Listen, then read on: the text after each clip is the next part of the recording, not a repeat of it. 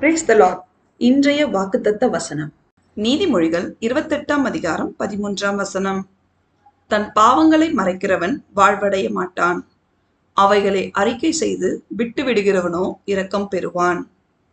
கிறிஸ்துவுக்குள் அன்பானவர்களே, தன்னுடைய பாவங்களை மறைக்கிறவனின் வாழ்க்கை வளம் பெறாது.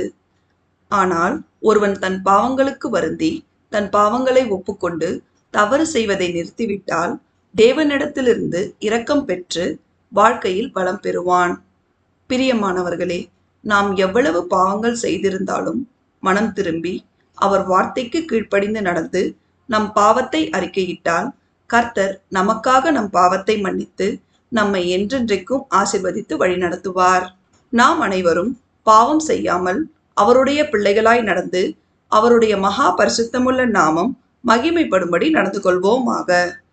தேவன் நம் அனைவரையும் ஆசீர்வதிப்பாராக. ஆமேன்.